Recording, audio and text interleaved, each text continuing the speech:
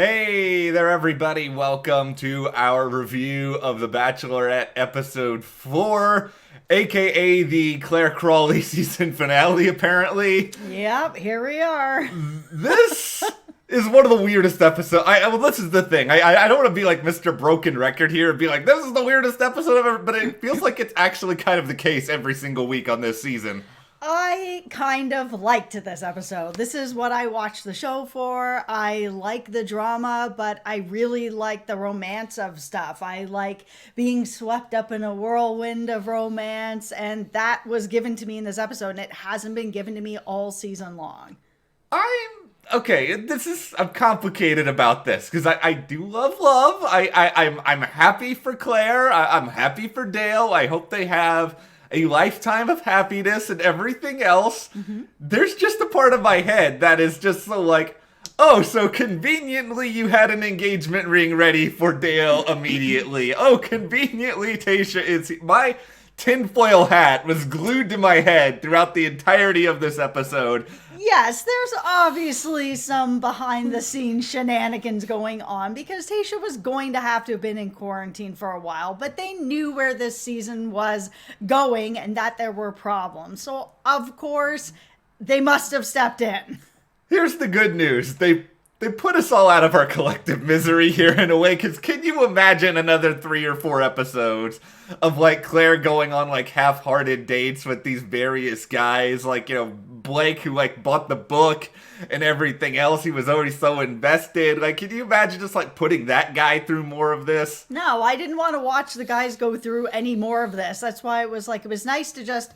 If she's going to end up with Dale, give us an episode that's all about the two of them. Give me the romance. You gave it all to me, so, I'm all right with that.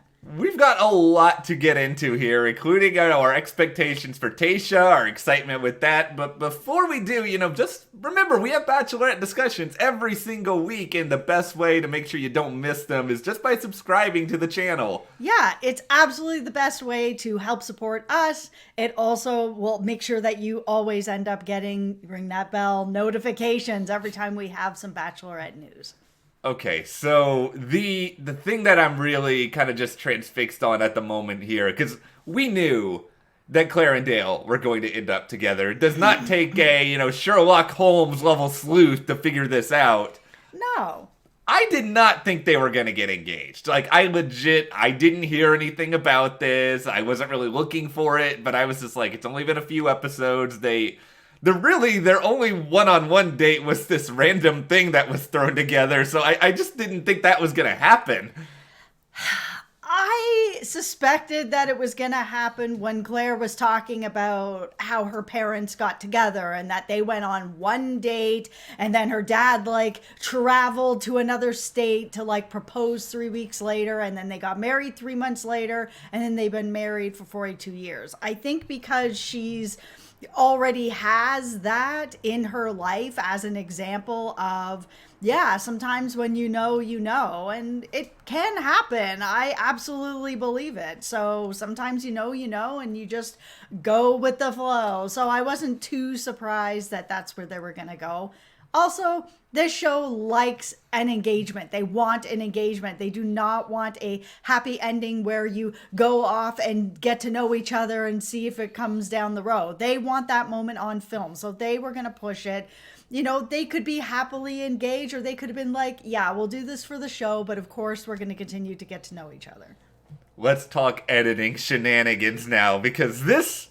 They sold me on a very particular storyline in the lead up to the commercial breaks, where they showed Chris coming to Clare and be like, Claire, there's something I need to tell you. So ridiculous. I wasn't sold on that at all. I saw that and I was like, come on, there's no way. Chris deliberately did this entire segment just to troll people in advance. He's pulling her aside. He's like, Claire, I'm so proud of you. It's like, you could have told that to her right there. You didn't need to come in and be like, Claire, I need to tell you something over here that I could have told you right here in front of you. Yeah, they needed it to be able to do this. It was so ridiculous. It really was.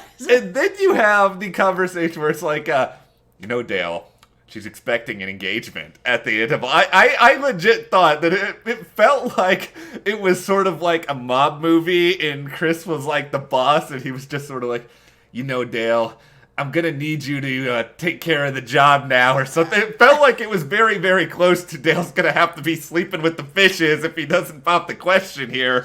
Well, he was also explaining it to Dale, like Dale has no idea what's expected of him by the end of this show. That it's just like, well, you still have to propose. Even though you got the girl, you still have to propose. What show does he think he's on? He knows he's on a show that ends in engagement. And I like to think, of course, there's people that are there for their Instagram or whatever, but, that he is there looking for engagement. They're there looking for a spouse. This isn't just a dating show. This is a lifelong bond marriage type show. So when you're signing up, you know what you're signing up for. Dale, this is where I feel for Dale. I'm not saying, he didn't get a hometown. He didn't get to spend time with any of the family. He didn't get... His one-on-one date was basically, let's just go and hang out in Clare's hotel room. By the way, I did not need to see the clothing on the floor. Like, we can use our imagination, producers. We don't need you to spell it out for us. Thank you and good night. This show loves to spell it out. I've never been a fan of the Fantasy Suite episodes. They always just I don't need it. Yes, I can use my imagination. I am aware of what is going on. I don't need to see the hands on the wall and the clothes on the floor. Yeah, all right. And then you're filming them in bed. All right. It's enough. Let's talk about something wholesome now and bright and sweet and wonderful, and probably where I'm going. It is Chris and it is Bree who are back. The real power couple of Bachelor Nation has returned. Yeah, so we had them come and sing, which was so nice. If you didn't watch Listen to Your Heart, you really should have. We were actually originally not going to watch this show because to me the premise was like, I don't know about this show. But then when I actually started watching it, the premise worked really well because they did mix this sort of, you're here for your career, but you're also here for love. And they just strip that away because there's always people that come on The Bachelor and The Bachelorette for, their fame and their Instagram followers. And this show, Listen to Your Heart, they were just like, yes, yeah, that is part of this show. So now that we've just gotten past that, it felt like we could just focus on the love and the music. It was a great show. I really liked it. They're never bringing it back. But Chris and Bree is the best thing that happened to Bachelor Nation. They are just so genuine, and watching them fall in love was amazing. I'm still all in on them. I don't need to ship them like they are together, but I can't help it. But like I said, tinfoil hat glued to the head here. So Chris and Bree were magically in quarantine, magically preparing for a magical date that wasn't actually on the schedule to happen until Clare magically decided that it was going to. So, yes. Interesting. No, I mean, if we're putting on our tinfoil hats, obviously this is a situation where production knew it was going this way. There was even a moment where Chris was talking to Clare and said, the guys are really unhappy. So clearly the guys have been coming to production throughout all this and are like, we're unhappy. What is going on? Cocktail parties are being canceled. We're being left all day waiting for a date. No rose to anybody, even though we all did exactly what she asked us to do. What is going on with this season? That throughout that, I'm sure production was like, okay, we need to wrap this up and we'll, finesse it in a way that makes Clare feel good about it, which they did. They did a really good job with that to be kind of like, we know that you love Dale. Yes, I love Dale. Would you like more time with them? Sure, I'd love more time with them. They really finessed this to get them to that point where Tayshia was probably already in quarantine. I have so many thoughts about the end of Clare's journey here because it is the premise of the show. Yep. That you go there, you find your person, you try to end up with your person, and by that, I think we can say Clare is undeniably a success story right now. We don't know, what's going to happen with them down the road, but she actually achieved what you're supposed to achieve on this show, and credit has to go to her for that. Yeah, I'm really happy that happened for her. It was... I wanted to see her find love, and she found it right away. And I think if they had dragged this out longer, it just would have taken away from their relationship. Like the dates that happened before, like the one with Jason where they were on like some couples therapy retreat, it was really strange. And then there's this other date where you've got a guy who likes to have a lot of energy, and then he's, you must relax. Like these dates felt very forced and strange, like to cause drama and not cause any sort of romance. So I really am glad that they ended up wrapping it up. I mean, there was it felt like a lot of tension from the guys in this episode as well. Kenny, the most outspoken here, where he's just like, I am here to try to make a connection, and I can't even get like 5 minutes with this person. Like, this is getting really weird. This is the biggest problem that I have, and I'm not saying this is necessarily Clare's fault, but why was Clare the Bachelorette in the first place? And I'm not saying this to be mean. I'm more criticizing production, because Clare has always been I go with my gut, I go with my intuition type of person. We have seen her on so many seasons of the show. How did production not think that it was going to end like this? Like, how did they not think that eventually she was just going to figure out what she wanted and then just drive the rest of the other guys crazy because they were being ignored? And understandably, they're mad. You go through weeks by yourself, and then you're spending all of your group date time listening to somebody be like, so what did you think about those Dale jokes? What about Dale? It's like, of course they're going to be mad.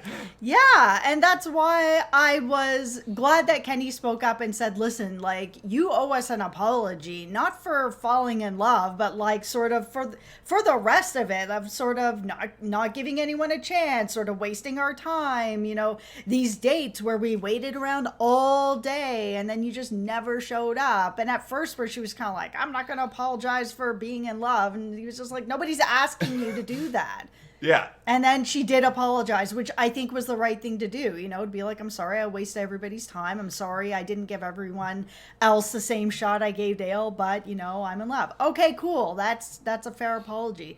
Now hugs for everybody. I was like, oh my goodness, so awkward. Just get out, man. You don't need to break up with like 20 guys and then hug everybody. This is where you're like, this is happening, and I'm out, and you just do like the awkward walk back out of the room thing. Like, that would have been appropriate. Yeah, it was strange, but I mean, this was a very different group of guys. There were guys here like Blake who did go and buy books on Alzheimer's and dementia to be able to try to connect better. Like these guys really were looking for the long haul. So what she was doing was not going to fly with this group of guys. I think it wasn't just bringing in Clare, who's a person who knows what she wants. It's bringing in this specific group of guys who also are like, we know what we want and we are here for it and what is happening and we're going to call it out. There's one guy who seemed more than okay to move forward, and that is my guy Bennett, who is he's just like, yeah, that wasn't really working, so I'm here. I'm good on you, Bennett. You will be the prince who was promised for the rest of this season. No, that's Riley. Listen, okay. There was a lot of guys who did take it pretty well that were like, okay, well, she didn't invest any time in us, so we have no real connection with her, so bye, who's next? And there were a couple of guys I was kind of like Jason, who went on that therapy date, which was a really strange and kind of not fair date to put someone like him on. Like, it really seemed to mess up with his mind a lot. I thought he was done. I thought there was just, no, I'm done. I put myself out there. This happened. I'm out of here. I was glad to see him stick around. I think the thing that I was hoping to see in this episode, and maybe it'll happen in the next episode, maybe it won't happen at all, I wanted to see a few new guys come in for Tayshia, because these are the guys that I'm sure Clare filled out a form. I like tall guys, I like bearded guys, I like whatever guys, and that's not going to be the same taste as Tayshia. What is kind of cool is, I can't remember who said it. One of the guys said it where he was like, this is going to be great because it's just going to be straight up blind date for all of us. None of us have been creeping anybody online. None of that's happening. We're all in the same spot together. I do like that. I like that we're all kind of in on the story now because we couldn't see people, Clare watching Dale's Instagram videos of whatever Dale was doing, probably working out based on his muscular structure. But, we couldn't see any of that. And we get to actually see everything now in real time. Tayshia comes in. It's not exactly a surprise. We already saw her come out of the pool last week, but she's there. And it seems like I think this is going to be a fun little stretch. I think we're going to see different sorts of responses to her. I do think we are going to see some new guys. It's been kind of rumored out there.